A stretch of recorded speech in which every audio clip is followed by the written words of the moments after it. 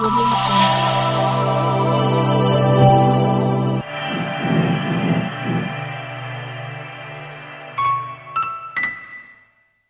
రోజున ఆదికాండం 3వ అధ్యాయము 6వ వచనం నుండి చదువుకుందాం. 6వ వచనం నుండి 8వ వచనం వరకు. స్త్రీ ఆ వృక్షము ఆహారమునకు మంచిదియు కన్నులకు అందమైనదియు వివేకమిచ్చు రమ్యమైనది ఉండుట చూచినప్పుడు ఆమె దాని ఫలములలో కొన్ని తీసుకొని తిని తనతో పాటు తన భర్తకును ఇచ్చెను. అతడు కూడా తినెను. అప్పుడు వారిద్దరి కన్నులు తెరవబడెను. వారు తాము దిగంబరులమని తెలుసుకొని అంజూరపు ఆకులు కుట్టి తమకు కచ్చడములను చేసుకొనిరి. ప్రేమణ దేవుని బిడ్డలారా, జ్ఞాపకం చేసుకుందాం. ఇక్కడ మొత్తం మీద మొన్నటి దినమున మనం నేర్చుకున్నటువంటి రీతిగా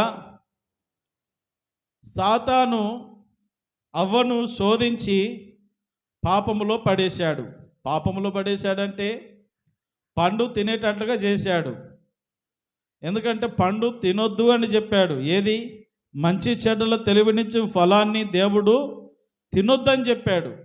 ఏదైతే తినొద్దు అని చెప్పాడో దానినే చక్కగా తినిపించాడు. పోయిన వారం మీకు గుర్తు చేసినటువంటి రీతిగా వాళ్ళు ఎప్పుడు చూసే పండే. అంతవరకు ఎన్నిసార్లు చూశారు ఆదాము అవ్వకు కూడా తెలుసు.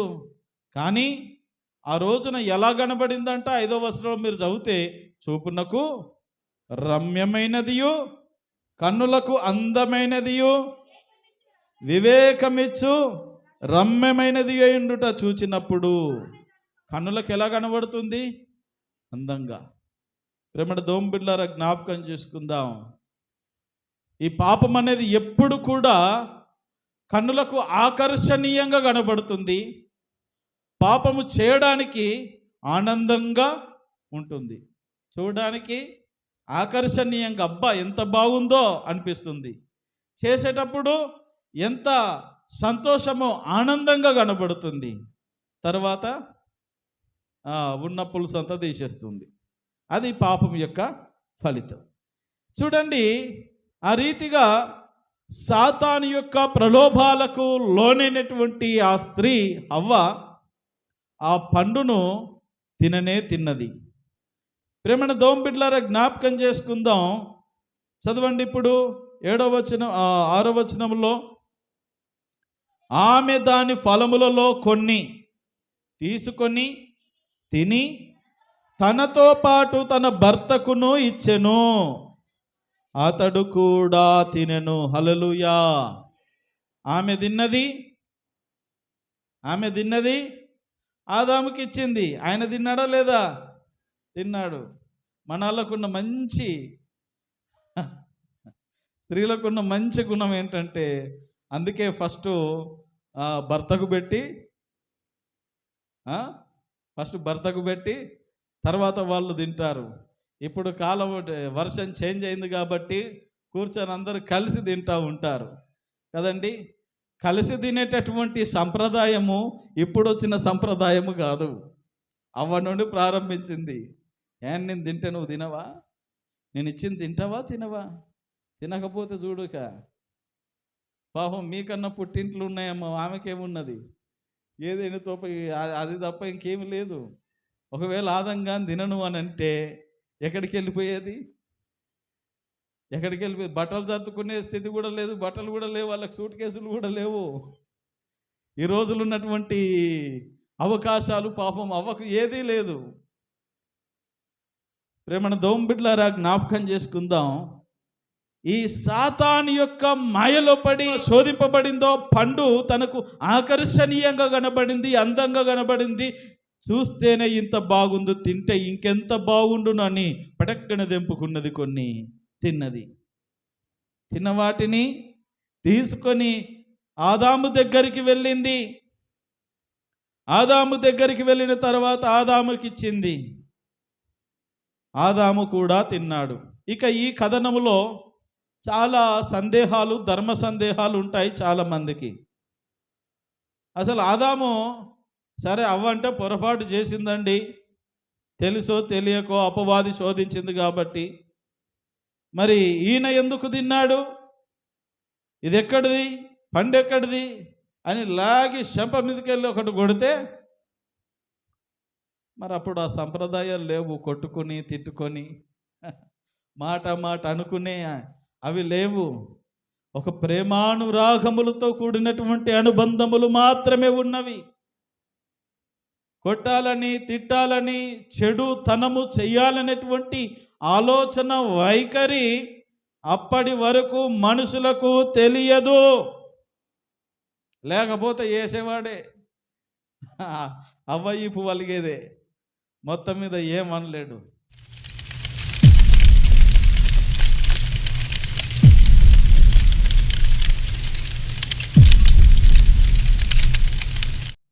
సరే, మరి ఇప్పుడు మన ముందు ఉన్నటువంటి ప్రశ్న, ఆదాము అవ్వ ఇచ్చిన పండు తెలిసి తిన్నాడా, తెలియక తిన్నాడా? సరే, మీరు చెప్పేది నాకు స్పష్టంగా వినబడట్లేదు కాబట్టి మీకు ఒక ఓటింగు ఏంటంటే, తెలిసి తిన్నాడు అనే వాళ్ళు ఒకసారి చేతులు ఎత్తండి. రైట్. తెలియక తిన్నాడు అనే వాళ్ళు చేతులు ఎత్తండి. అమ్మ, ఏది కాకుండా ఉండదు, ఏదన్నా ఒకటే చెప్పాలా. తెలియక తిన్నాడు అనే వాళ్ళు బాగా ఎత్తండి, స్పష్టంగా ఎత్తండి. నేనేం మిమ్మల్ని కొట్టను, తిట్టను, మీకేం పనిష్మెంట్లు ఇయ్యను. తెలియక తిన్నాడు. రైట్, దించండి. తెలిసి తిన్నాడు. రైట్. ప్రేమను దోమ బిడ్డలారా, జ్ఞాపకం చేసుకుందాం. ఆదాము ఇప్పుడు పండు తెలిసి తిన్నాడా, తెలియక తిన్నాడా అంటే, ఆదాముకు 100% తెలుసు, తెలిసే తిన్నాడు. ఎలా తెలుసు అని అంటే, ఫస్ట్ దేవుడే చెప్పాడు, నీవు ఆ పండు దినమును నిశ్చయంగా చేస్తావు, ఆ పండు మాత్రం తినొద్దని నరునికి ఆజ్ఞాపించాడు. ఎక్కడ? 2వ అధ్యాయము 16వ వచనములో. అయితే మంచి చెడ్డలు తెలివిని వృక్ష ఫలములను తినకూడదు, నీవు వాటిని దినమున నిశ్చయముగా చచ్చదవని నరునికి. ఆ పండేదో ఆయనకు తెలుసు, ఆదాముకు తెలుసు ఆయనకు, తెలిసే తిన్నాడు. మరి ఇప్పుడు ఇంకో ప్రశ్న, మరి తెలిసినప్పుడు ఎందుకు తినాలండి? అది తప్పు కదా, అది తినకూడదు అని తెలుసు ఆదాముకు, మరి ఎందుకు తిన్నాడు? ప్రేమణ దోమ బిడ్డలారా, జ్ఞాపకం చేసుకుందాం. దానికి ముందుగా ఒక వాక్య భాగాన్ని చదువుకుందాం. తిమోతికి రాసిన మొదటి పత్రిక 2వ అధ్యాయము 13వ వచనాన్ని చదువుకుందాము.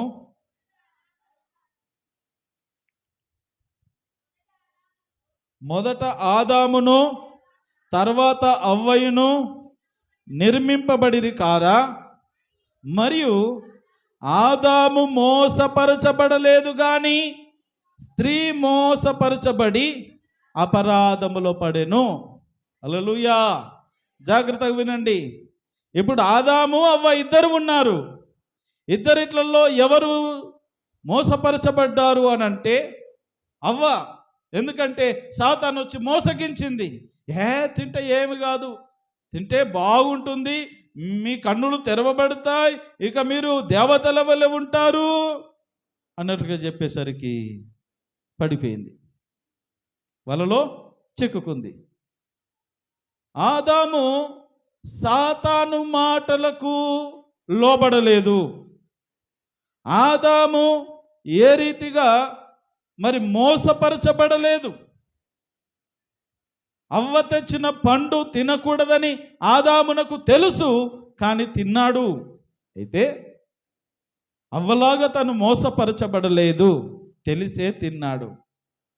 మరి ఇదేంటండి, తెలిసి తినడం ఎందుకు అనేటటువంటి భావన, ఆలోచన, డౌటు మీలో చాలామందికి వచ్చి ఉంటుంది. అయితే ప్రేమను దోమ బిడ్డలారా, జ్ఞాపకం చేసుకుందాం. ఇప్పుడు ఆదాము ఎందుకు ఆ పండు తిన్నాడంటే అవ్వ కొరకే. ఎవరి కొరకు తిన్నాడు? అవ్వ కొరకే. అవ్వ ఫీల్ అవుతుందని తిన్నాడు. మరి తప్పదు కదా, భార్య ఏది పెడితే అది తినాలా. ఓ స్పెషల్ కూర వండిందంటే ఫస్ట్ బలి కావాల భర్తనే, ఎవరో ఒకరి మీద ప్రయోగం చేయాలి. మొత్తం మీద చూడండి, తీసుకొచ్చి పెట్టేసరికి అవ్వ కొరకే తిన్నాడు. అవ్వ కొరకు తినడం ఏంటండి? మరి తీసి ఒక్కటి లాగి చంపి ఒకటి కొట్టాడంటే దేవుడు ఆమెను తీసి ఇంకొకరిని భార్యగా ఇచ్చేవాడు కదా, కొత్త భార్య వచ్చేది కదా? కాదు కాదు, మరలాది దేవుని సృష్టికి విరుద్ధం. జాగ్రత్తగా గమనించండి, వాక్యం ఏం చెప్తా ఉన్నదంటే దేవుడు జతపరిచిన వారిని ఎవరు కూడా వేరు చేయకూడదు. వారిద్దరు కూడా, మీరు ఈ ఆదికాండం 2:24 చదవండి.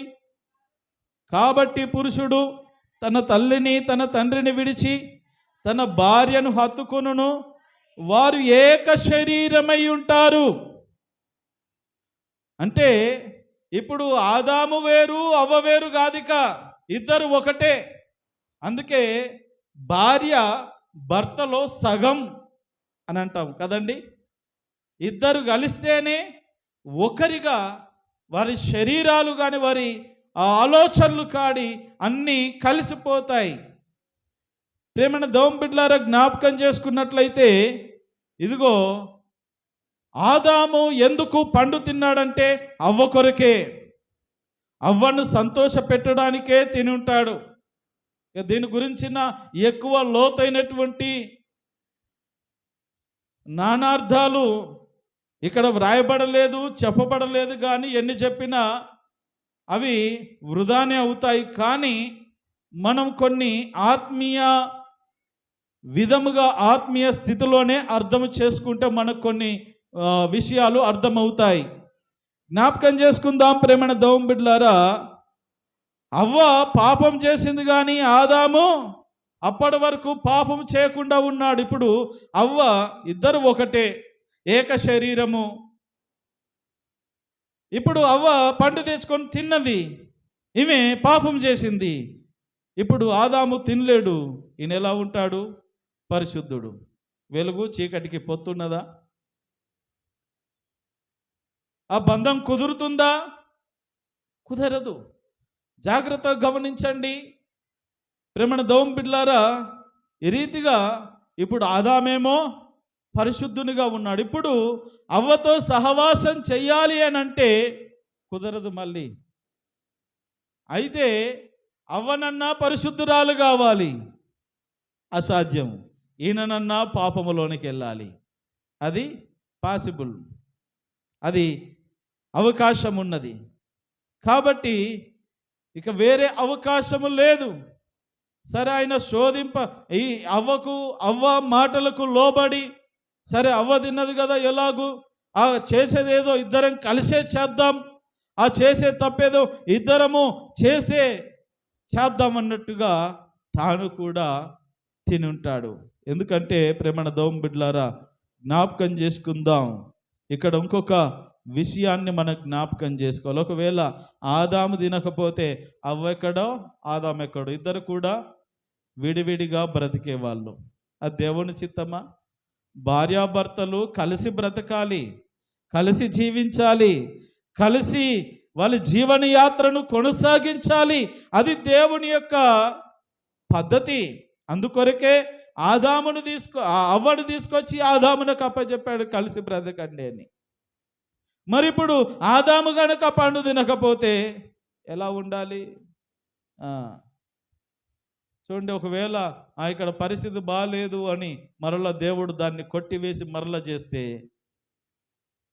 అసలు అది దైవత్వానికి లెక్కనే లేకుండా పోతుంది. అందుకే నేను మొదట చెప్పాను, సృష్టి క్రమంలో దేవుడు ఏది చేసినా అన్నీ క్రమంగా చక్కగా మంచివిగా చేశాడు.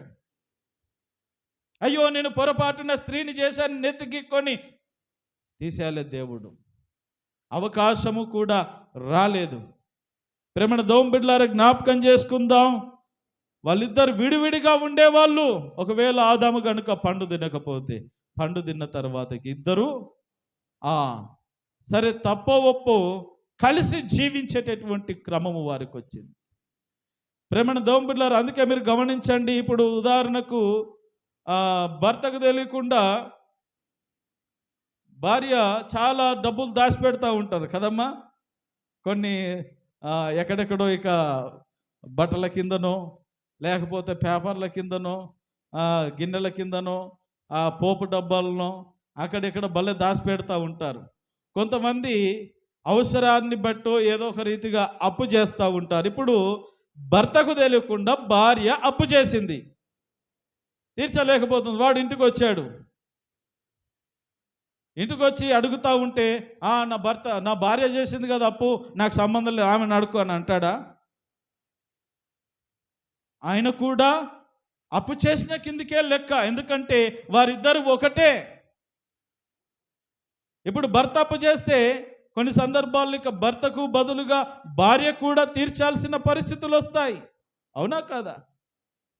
సంతోషములో, మంచి విషయాల్లో, శ్రమల్లో, కష్టములో, దుఃఖములో, అన్నిట్లలో ఇద్దరు కూడా ఒకటే. కాబట్టి ఇప్పుడు అవ్వ తప్పు చేసినప్పుడు ఆదాము కూడా తప్పు చేయాల్సిందే, తప్పదు. చూడండి ప్రేమణ దోంబిడ్లారా, ఇక్కడ ఇంకొక ఆత్మీయ సత్యాన్ని నేను మీకు నేర్పించి వాక్యంలో ముందుకెళ్తాను. అవ్వ పండు తిన్నది, ఆమె తప్పు చేసింది. ఇప్పుడు ఆదామేమో పరిశుద్ధునిగా ఉన్నాడు. పరిశుద్ధుడిగా ఉన్నటువంటి ఆదాము మరి తప్పు చేసినటువంటి అవ్వను దూరంగా పెట్టడానికి తనకు ఇష్టం లేదు.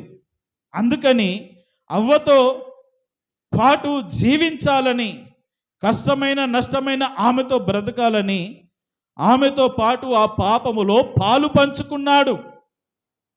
ఇప్పుడు చూడండి, ఆదాము అవ్వ, ఈ విషయాన్ని జ్ఞాపకం చేసుకుందాం.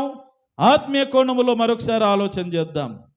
ఇప్పుడు కడపటి ఆదాము, మొదటి ఆదామేమో మరి అవ్వ పండు తిన్నది కాబట్టి తాను కూడా తిని ఆమె భారంలో తాను కూడా పాలు పంచుకున్నాడు.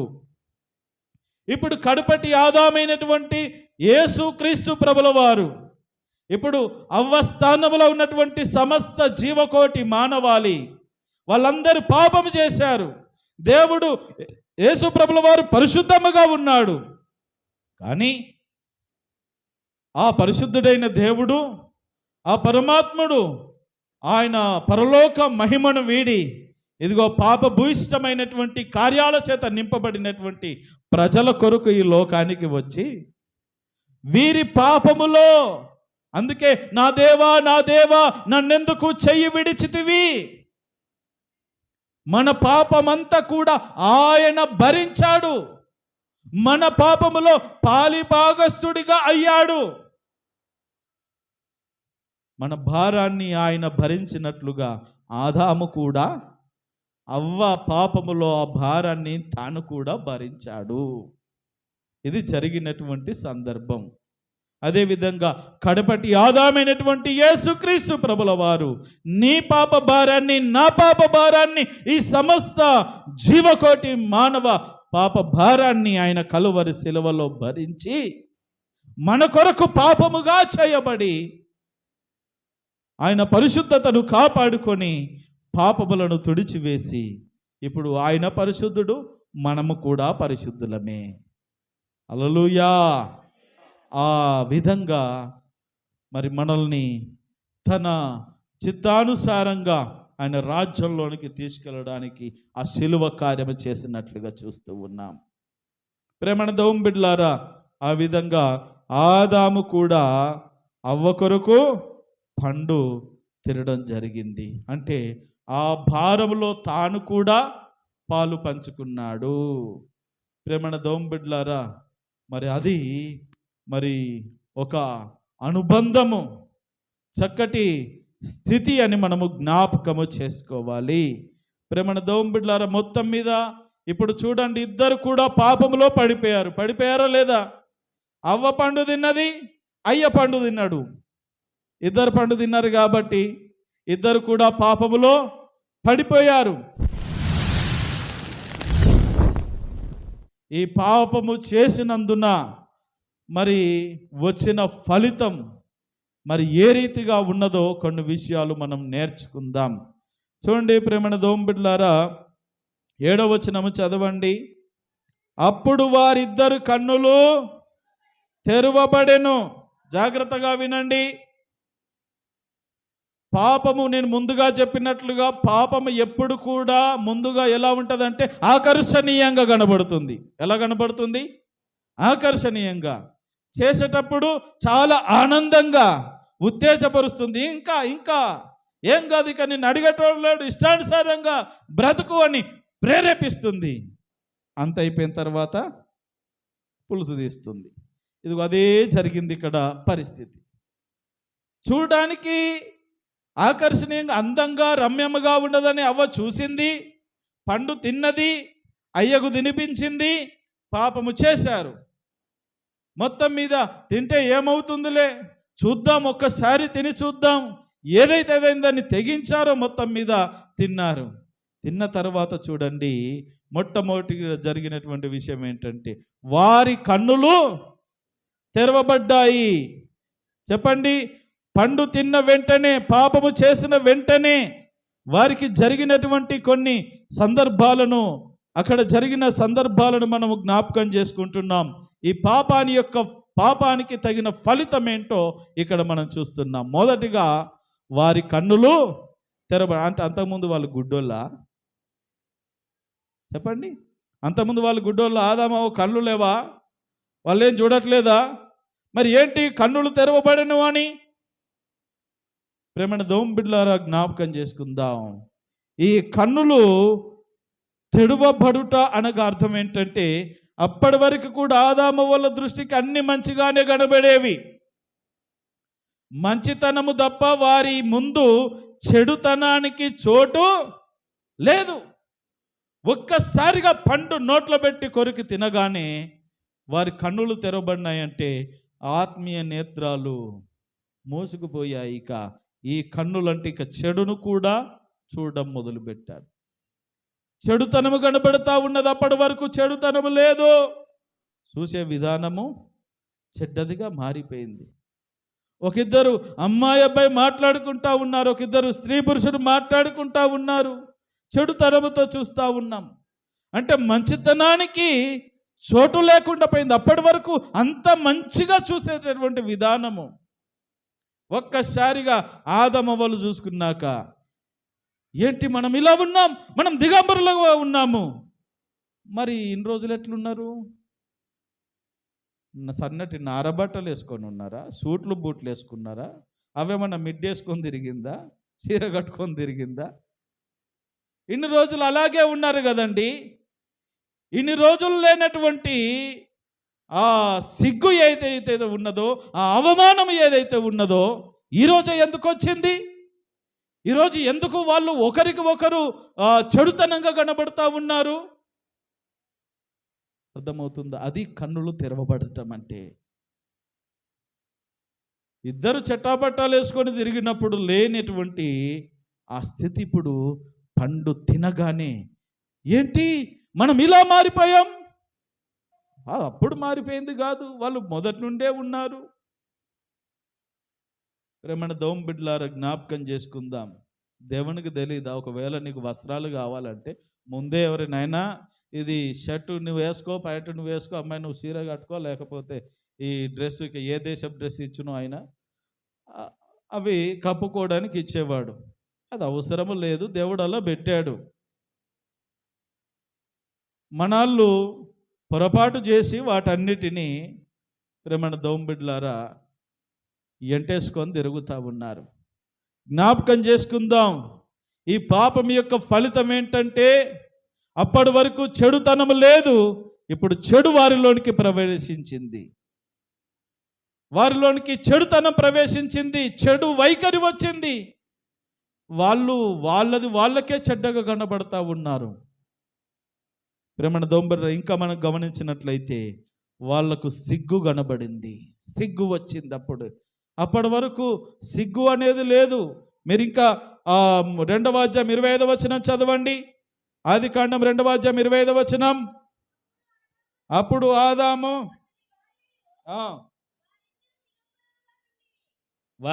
వారిద్దరూ అప్పటి నుంచే దిగంబరులుగా ఉన్నారు కదా. ఇప్పుడేంది ప్రత్యేకమైన స్థితి అంటే పాపము వారిలోనికి ప్రవేశించింది.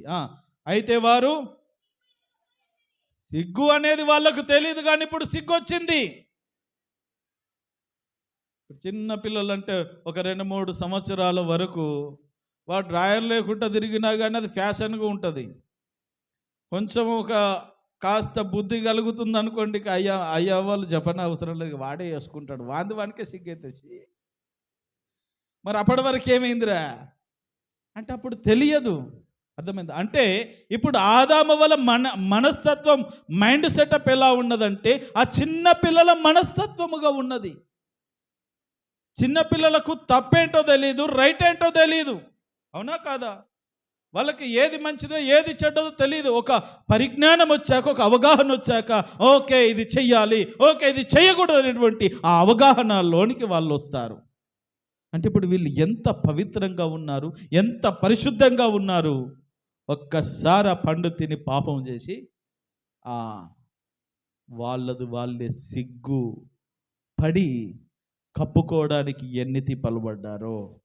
కన్నులు తెరవబడ్డాయి, వారికి సిగ్గు కలిగింది. ఈ రోజున ప్రేమణ దోంబిడ్లారా, మనము కూడా సిగ్గుపడే స్థితి కలుగుతుందేమో, జాగ్రత్త. యేసు ప్రభుల వారు ఒక మాట అంటాడు, ఇదిగో ఎవని వస్త్రం వాడు జాగ్రత్తగా పట్టుకోవాలి, రక్షణ వస్త్రాలను మనము ధరించుకోవాలి. యేసు క్రీస్తు ప్రభుల వారు ఒక రోజున రాబోతూ ఉన్నాడు, రెండవ మారు నన్ను పరలోకం తీసుకెళ్ళడానికి. ఆ రోజున ఎక్కడున్నావయ్యా? ఆదాము దగ్గరికి వచ్చాడు దేవుడు. ఆదామా, ఎప్పుడు మనం కూర్చున్న చోటు ఇదే కదా, ఎక్కడ పోయినారు? కనబడట్లేదు అక్కడ. ఆదామా నువ్వెక్కడున్నావు? అయ్యా ఇక్కడ ఉన్న చేత కనిపిస్తుంది, మనిషి కనబడట్లే. ఎందుకంటే ముందుకు వస్తే సిగ్గైతుంది ఆదాముకు. నా అవతారం ఎలా ఉన్నది, నన్ను చూస్తే ఏమనుకుంటాడు ప్రభు? అరే ఏమన్నా దోంబిడ్లారా, చూడండి ఎంత సిగ్గు చేటుగా మారిపోయింది వాళ్ళ జీవన విధానం. సిగ్గు చేటు వాళ్లకు కలుగుతా ఉన్నది, సిగ్గుపడతా ఉన్నారు. ఇక చూడండి, దాక్కుంటా ఉన్నారు. అయ్యా నువ్వు నన్ను పిలిచినప్పుడు నేను దిగంబరిగా ఉన్నాను. ఎవడు చెప్పాడయ్యా నీకు నువ్వు దిగంబరివని? మాకు అర్థమైంది సార్. అంటే నువ్వు ఆ పండు తిన్నావా బిడ్డ? పండు తిన్నావు కదా, నేను చేయొద్దన్న పని చేశావు కదా. అవునండి చేశాను. ప్రేమణ దోంబిడ్లారా, ఈ రోజున ప్రభు కూడా మన దగ్గరకు వస్తాడు. ఆయన పెళ్లి కుమారుడిగా ఇదిగో మేఘారూఢుడై మధ్యాకాశమునకు వచ్చి బూర ఊదినప్పుడు, రండయ్యా నా యందు విశ్వాసం వచ్చిన నా ప్రజలారా, అయలారా అమ్మలారా రండి అంటే, ప్రభువా ఏ ముఖం పెట్టుకొని రావాలి నైనా? బాప్తిస్మం అయితే తీసుకున్నా కానీ ఏనాడు చక్కగా జీవించలేను. మందిరంలో సేవ చేస్తున్నాను కానీ ఏనాడు నా బ్రతుకు చక్కగా లేదు. అన్ని కార్యక్రమంలో అన్ని బాగా పాలు పొందుతున్నాను కానీ నా బ్రతుకులో ఎప్పుడు కూడా సరైన విధానములు ఏడ్చి చావలేదు. సిగ్గుపడే స్థితి ఆ రోజున రానియకూడదు, జాగ్రత్త. ఆ రోజున దేవుడు వచ్చి పిలుస్తూ ఉంటే వీళ్ళు సిగ్గుతో, భయముతో, ఇదిగో అవమానము చేత చెట్ల చాటున దాక్కునే బ్రతుకుగా మారిపోయింది పాపము చేసినందువలన. ఈరోజున అందుకే భయపడి మందిరానికి రారు తెలుసా. ఈరోజు నేను రానండి, ఎందుకు? ఏదో పని చెప్తాడు, పని లేక కాదాడు, సిగ్గు. దేవుని దగ్గరికి వస్తే మన జీవితం అంతా ఇదిగో దిగంబరత్వంగా ఇక మొత్తం బట్టబయలైపోతుంది. అందుకని కొంతమందికి ఇష్టం ఉండదు, ఇట్లాంటివి చెప్పకూడదు. ఏమున్నా ఆశీర్వదిస్తాడు, దీవిస్తాడు, ఇట్టా ఇట్టా ఇట్టా చెప్పాలి నాయన. నువ్వు ఎంత పాపములున్నా నిన్ను పరిశుద్ధ తైలం చేత, ఓలీవ తైలం చేత అభిషేకిస్తాను అని చెప్పాలా? ఎవరు అభిషేకించేది? ఎవరిని అభిషేకించేది? తైలం వేసిన వాడందరూ కూడా, తైలం వేసుకున్న వాళ్ళందరూ కూడా అభిషిక్తులు కాదు. ఏదో మీరు బాగుండాలని, మీ కుటుంబాలు చల్లగా ఉండాలని, కాస్త రోగాలు రాకుండా ఆరోగ్యంగా బ్రతకాలని, స్వస్థత కొరకైనటువంటి ప్రార్థనలు అవి. అభిషేకానికి స్వస్థత ప్రార్థనలకు తేడా తెలియదు, సేవకులకు తెలియదు, వీళ్ళకు తెలియదు. ఎగబడుతూ ఉంటారు. ఇట్లాంటివి కావాలి మనకు. అయ్యా బ్రతుకు మార్చుకోండి, ఆ పని చెయ్యొద్దు, అది చెయ్యకూడదు, అది తప్పు అని అంటే ఇదిగో ఇక్కడ మీరు గమనించినట్లయితే వీళ్ళకు సిగ్గు వచ్చింది, తర్వాత అవమానము కలిగింది. వాళ్ళు చూసి సిగ్గుపడిపోయారు. సిగ్గు వచ్చింది, అవమానం. మీరు ఎక్కడున్నారు? చెట్ల చాట్లకు ఎవరు ఉన్నారా? చెట్ల చాటుగా ఎవరు పోమన్నారు మిమ్మల్ని అంటే, మాకు ఏదో గిల్టీ ఫీలింగ్ ఉందండి మీ ముందుకు రావాలంటే. ఈ గిల్టీ ఫీలింగ్, అవమానం ఎవరికి ఉంటుందో తెలుసా? తప్పు చేసిన వాళ్ళకి. ముందుకు రావాలంటే ఏదో ఏంది నా జీవితం అన్నట్టుగా అంతరాత్మ హెచ్చరిస్తూ ఉంటారు. అవమానం వచ్చింది, కన్నులు తెరవబడ్డాయి, సిగ్గు కలిగింది, అవమానం వచ్చింది, తర్వాత భయం. ఏంటి? భయం పుట్టుకొచ్చింది వారిలో. ప్రేమన దోంబిడ్లారా, ఆదామా ఎక్కడున్నావు? అయ్యా నువ్వు నన్ను పిలిచినప్పుడు ఇక్కడ దాక్కుంటిని అన్నాడు. దాక్కునే కర్మ నీకేందయ్యా? రోజు వస్తున్నాం, రోజు చక్కగా మాట్లాడుకుంటున్నాం, సహవాసం చేస్తూ ఉన్నాం, మీరు నాతో మాట్లాడుతున్నారు, నేను మీతో మాట్లాడుతూ ఉన్నా. ఈరోజేంటి ప్రత్యేకంగా నా కొరకు నేను వచ్చానని భయపడి దాక్కున్నామంటే తప్పు చేశానయ్యా. భయం వచ్చింది. అప్పటి నుండి భయం స్టార్ట్ అయిందండి మనిషి జీవితంలో.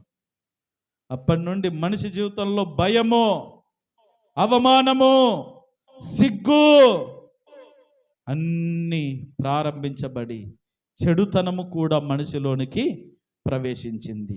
తర్వాత మీరు గమనించినట్లు 5వదిగా దేవునితో ఎడబాటు. ఏంటి? దేవునితో ఎడబాటు. చూడండి, అప్పటి వరకు ప్రభువా అని పక్కన వచ్చి కూర్చునే వాళ్ళు దూరంగా వెళ్ళిపోయారు. దేవునికి దూరం అయిపోయిన స్థితి ఆనాటి నుండే కలిగింది. ప్రేమణ దోంబిడ్లారా, మనిషి తప్పు చేసి దాన్ని కప్పుకున్న విధానము, దాని నుంచి తప్పించుకునే ప్రయత్నాలు ఉంటాయి చూడు, అవి చాలా బహు విచిత్రంగా ఉంటాయి. చదవండి 7వ వచనం. అప్పుడు వారు, ఇద్దరు కన్నులు తెరవబడెను, వారు దిగంబరులమని తెలుసుకొని అంజూరపు ఆకులు కుట్టి తమకు కచడములను చేసుకొనిరి. హల్లెలూయా. ఏం చేశారంటే ఇల్లు తప్పు చేశారు. తప్పు చేశాక ఏమైపోయింది? వాళ్ళలో భయము కలిగింది, సిగ్గు వచ్చింది, అవమానము కలిగింది. వారి కన్నులు తెరవబడి చెడుతనముగా ఫీల్ అవుతూ ఉన్నారు. అయ్యో మేమేంటి ఇలా ఉన్నాం, చిచి ఇలా ఉండకూడదు కదా అని వాళ్ళు ఫీల్ అయిపోయి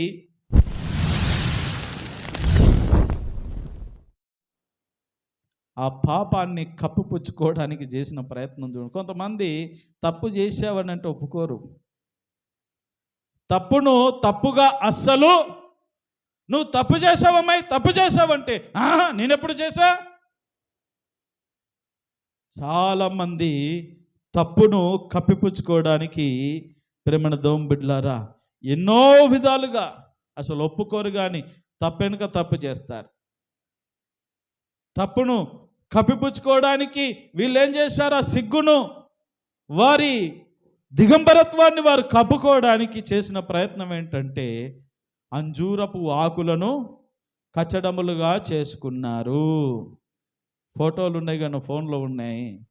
దీని మీద మీకు చూపిస్తా అనుకున్న అంజూరపు ఆకులు ఎలా ఉంటాయంటే, మన బీరకాయ ఆకులు ఉంటాయి కదా, 3 భాగాలుగా ఇట్లా ఈ విధంగా కనబడుతూ ఉంటుంది అన్నమాట. అంజూరపు ఆకులను వాళ్ళు ఏం చేశారంటే సిగ్గు కప్పుకోవడానికి వాడారు. చూడండి, అది ఉండేదే ఇంత, మన చేత అంత ఉంటుంది ఆకు ఒకటి. మరి ఎన్ని ఆకులు కుట్టుకోవాలి వాళ్ళు? ఎన్ని ఆకులు సరిపోతాయి? అసలు ఆకులు ఉంటాయా? సాయంత్రం కల్లా వాడిపోతాయి. అంటే వాళ్ళు ఏం చేయాలి? జీవితాంతం కొట్టుకుంటూనే ఉండాలి, కప్పుకోవాలా. ఇంకో పని ఉంటుంది వాళ్ళకు? ఇక వేరే పని ఏమున్నది చెప్పండి? ప్రేమణ దేవుని బిడ్డలారా, చాలామంది చేసే పొరపాటు ఏంటంటే తప్పు చేసి తప్పును ఒప్పుకొనక కప్పుకోవడానికి ప్రయత్నం చేస్తుంటారు. చాలామంది ఈ కప్పుకునే ప్రయత్నాల్లో ఒక 3 చెప్తాను. మొదటిగా వాళ్ళు ఏం చేస్తారంటే సమర్థించుకుంటారు. ఏం చేస్తారు? నేను అట్లాంటి వాడిని కాదండి, అట్లాంటి దాన్ని కాదండి, నేను చేయనది. ఎవరి గురించి ఏం మాట్లాడుతున్నావు అని సమర్థించుకుంటారు. మీరు తప్పు చేశారండి అంటే, నేను చేయలేదు. వారేదో గొప్ప వాళ్ళు అయినట్టుగా, ఎదుటి వారేదో నేరస్తులు అన్నట్టుగా వ్యవహరించే తీరమే సమర్థించుకోవడం.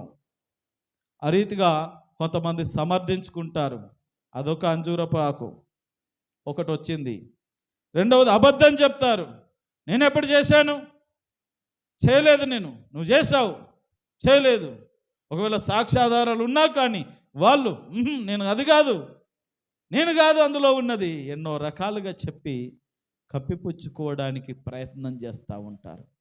తర్వాత జ్ఞాపకం చేసుకుని మూడవది, దాన్ని కప్పిపుచ్చుకుంటారు. మూడవది ఏంటి? మొదటిది సమర్థించుకుంటారు, రెండవది అబద్ధాలు చెప్తారు, మూడవది కప్పిపుచ్చుకొని వాళ్ళు ఎంతకైనా తెగిస్తారు. ఇక ప్రేమణ దేవుని బిడ్డలారా, ఎందుకు నాతాను ప్రవక్తను పంపించాడో దేవుడు తెలుసునా మీకు? దావీదు ఒక తప్పు చేశాడు,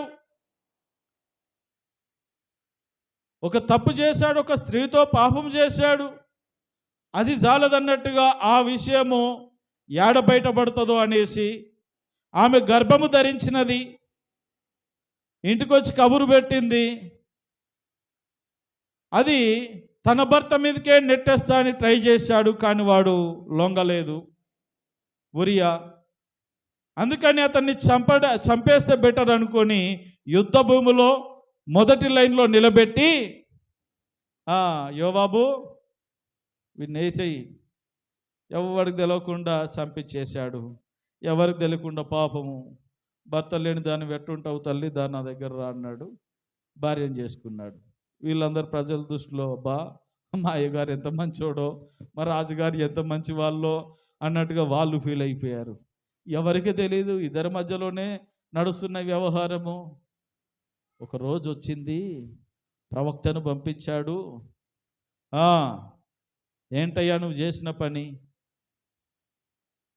ఎవరికి తెలియదు అనుకుంటున్నావు కదా, నీ రహస్య పాపం ఎవరికి కనబడదు అనుకుంటున్నావు కదా, ఇదిగో దేవునికి కనబడింది. ఆ తప్పు చేసింది నువ్వే అని చెప్పినప్పుడు గుండె బద్దలైపోయింది. దేవుని దగ్గర ప్రాధేయపడుతున్నాడు కానీ ప్రయోజనం లేదు. ఆమె ఏ బిడ్డనైతే గర్భాన ధరించిందో ఆ బిడ్డ పుట్టిన వెంటనే చనిపోయాడు. ఇక తాను ఏదైతే అక్కడొక ఆ శిక్ష ఏంటో తానే అమలు పరుస్తాడు. ఆ శిక్ష విధానమే దావీదునకు వస్తుంది. ప్రేమణ దేవుని బిడ్డలారా, ఇప్పుడు అది మన సందర్భము కాదు కానీ జ్ఞాపకం చేస్తూ ఉన్నాను. పాపము ఎప్పుడైనా కానీ పరిపక్వం అవుతుంది. యాకోబు పత్రిక 1వ అధ్యాయం 15వ వచనం, ఫాస్ట్గా యాకోబు పత్రిక 1వ అధ్యాయం 15వ వచనం చదవండి. దురాశ గర్భము ధరించి పాపమును కనగా పాపము పరిపక్వమై, రైట్, దురాశ చూడడానికి బాగుంది, పండు తింటే ఇంకెంత బాగుండునో, దురాశ పుట్టింది అవ్వకు, తిన్నది. తిన్న తర్వాత పాపము పరిపక్వమై ఆ పాపము గర్భము ధరించి, ఇప్పుడు గర్భము ధరించిన తర్వాత 9 నెలలకు డెలివరీ చెయ్యాలి, లేకపోతే తల్లికి బిడ్డకి ఇద్దరికి ప్రమాదమే. బిడ్డ సరిగా ఉన్నా లేకపోయినా ఏ లోపం ఉన్నా కానీ ఆ టైం వచ్చినప్పుడు డెలివరీ కావాల్సిందే, లేకపోతే ఇద్దరి ప్రాణాలకు ప్రమాదం. ఎంతకాలం అంతా కప్పిపుచ్చుకుంటారు? ఈ పాపం అనేది గర్భము ధరించినట్లుగా మార్చబడుతుంది, ఏదో ఒక రోజున బయటపడుతుంది. అప్పుడు ప్రేమణ దోంబిడ్లారా, ఇదిగో ఆదాములాగా చెట్ల చాటునకు పోవాల్సిందే. ఆదాములాగా చెట్ల చాటునకు పోవాల్సిందే. ఈరోజు నా ప్రేమణ దోంబిడ్లారా, మనిషి తప్పు చేసేటప్పుడు చూడండి 4 దిక్కులు చూస్తాడు కదండి. 4 దిక్కులు అటు చూస్తాడు, ముందుకు వెనక్కి పక్క. ఎవడు చూడట్లేదు కదా, పైకి ఎవడు చూడాడు. అసలైన పైనుండి చూస్తున్నాడు. అసలైన పైనుండి చూస్తాం. మనం 4 దిక్కులో చూస్తాము కానీ అసలైన పైనుండి చూస్తున్నాడు. ఆ స్థితి మనకేం కనబడుతుంది? రేకులు కనబడతాయి, స్లాబు కనబడుతుంది. వాటన్నిటిని దాటుకొని ఆయన నిన్ను నిటారుగా చూడగలుగుతాడు. నీ స్థితిని అంతటిని అంచనా వేయగలడు. ఆయన దగ్గర నుండి తప్పించుకుంటావా? తప్పించుకోలేము. వీళ్ళు అనుకున్నారు తినేసి హాయిగా యథావిధిగా జీవించేయచ్చు. కాదు కాదు, జ్ఞాపకం చేసుకుందాం ప్రేమణ దోంబిడ్లారా. వీళ్ళు పండు తిని పాపము చేసి ఆ పాపాన్ని కప్పుకోవడానికి ఎన్నెన్నో ప్రయత్నాలు చేస్తూ ఉన్నారు. ఇదిగో దావీదులాగా ఒకదాని వెనుక ఒకటి ఒక ఆకు తీసుకున్నాడు, అది సరిపోదు, ఇంకో ఆకు గుట్టాడు, సరిపోవట్లేదు, ఇంకో ఆకు గుట్టాడు, దాన్ని వాళ్ళ నడుములకు చుట్టుకున్నారు సిగ్గు ఎరగక ఉండునట్లు. కానీ అవి వాళ్ళకు అర్థం కావట్లేదు. అవి చిరిగిపోతాయి, అవి ఎండిపోతాయి, అవి వాడిపోతాయి. ఆకులు వ్యర్థము. ఏదో చెయ్యాలనుకుంటున్నారు కానీ వ్యర్థము. వాళ్ళకు తెలియదు. చూడండి, ఇదే అధ్యాయంలో ఒక మాట చదువుకొని ముగించుకుందాం. 21వ వచనం, ఆదికాండం 3:21. దేవుడైన యెహోవా ఆదామునకు అతని భార్యకును చర్మపు చొక్కాయిలను చేయించి వారికి తొడిగించెను. హల్లెలూయా. ఇవండి చొక్కాలంటే, ఇవి బట్టలంటే. వీళ్ళేం బట్టలు వేసుకుంటున్నారు? వీళ్ళేం బట్టలు? ఆకులు కట్టుకుంటా ఉంటే వాళ్ళు నిలుచున్నా కష్టమే, నడిచినా కష్టమే, కూర్చున్నా కష్టమే. అవి చిరిగిపోతాయి, ఎండిపోతాయి. పొద్దునే కట్టుకున్నారంటే సాయంత్రం వరకు అలా వాడిపోతాయి. లేదు, జ్ఞానం లేదు. సాతానుడు ఏమని చెప్పాడు? మీరు దేవతల వల్ల. ఇదేనా దేవతలు? ఇదేనండి ఈరోజున మాయ మాటలకు లోబడా మీరు గొప్పలు అవుతారండి. దాంట్లో పెట్టుబడి పెట్టండి, దీంట్లో లోన్ తీసుకోండి. జీవితాలను నాశనం చేయించేటటువంటి ప్రలోభాలకు లోనవుతా ఉన్నారు ఈ రోజున. జాగ్రత్త. అందుకే కొంతమంది వ్యాపారస్తులు ఊరికే డైరెక్ట్గా పురుషుల దగ్గర రారు, వీళ్ళనే పట్టుకుంటారు. అక్క ఇది కానీ తీసుకున్నామంటే చూడు, ఇట్లా ఉంటుంది మీ ఇల్లు, ఇలా ఉంటుంది, ఏం లేదు నీ దగ్గర నుండి డబ్బులు లాడని వారు ప్రయత్నం చేద్దాం. మనం కనిపెట్టాము. చూడడానికి రమ్యంగా ఉన్నదని, ఎంత బాగుందో, ఇదైతే బాగుంటుంది. అప్పుల మీద అప్పులు చేసి రెంట్ కట్టుకోలేక, అప్పులు దిద్దుకోలేక చివరికి ఎలా ఉంటుందంటే, చీ బ్రతికెందుకు, ఎవడి ముందు వాడొచ్చి ఈరోజు గడుతావా లేదా ఇంటి ముందు కూర్చుంటే సిగ్గు, అవమానం, ఎందుకండి బ్రతుకు అనిపిస్తుంది. ఎవడు తెచ్చుకోమన్నాడు? అప్పుడు ఆకర్షణీయంగా కనబడింది. ఇప్పుడు కట్టేసరికి, డబ్బులు కట్టేసరికి, తిప్పలు పడేసరికి అయ్యో అని బోలమని ఏడుస్తున్నావే. మనది మనకు చేసుకోవడం కూడా ఎలా బ్రతకాలో మనకు చేత కాదండి. దేవుడే నేర్పిస్తూ ఉన్నాడు. మన వస్త్రాలను ఎలా కట్టుకోవాలో కూడా తెలియదు. వాళ్ళు చిరిగిపోయేవి కట్టుకుంటా ఉంటే, వారి నాయన అది కాదురా, ఎన్ని రోజులు అవి కట్టుకొని చేస్తారు. ఇటు రండి. చర్మపు చొక్కాలను, చర్మపు అంగీలను వారికి తొడిగించాడు. ఇక అవి చిరగవు. ఎన్ని రోజులన్నీ వేసుకోవచ్చు, చక్కగా తిరగవచ్చు. ఇక భయం లేదు వాళ్ళకి. ఒక మార్గాన్ని చూపిస్తూ ఉన్నాడు. నువ్వు తప్పు చేసినా కానీ, ఎల్లారమ్మలారు, నువ్వు తప్పు చేసినా కానీ, నువ్వు పొరపాటు చేసినా కానీ, ఇక వాళ్ళను అనేది అన్నాడు, శపించాడు, అన్ని చేశాడు. కానీ మరలా దేవుడే కనికరించి వారికి చర్మపు చొక్కాయలను చేయించి చక్కగా బ్రతుకుపోండి అని పంపించాడు. ఎంత గొప్ప ప్రేమ దేవునిది, ఎంత గొప్ప కనికరము.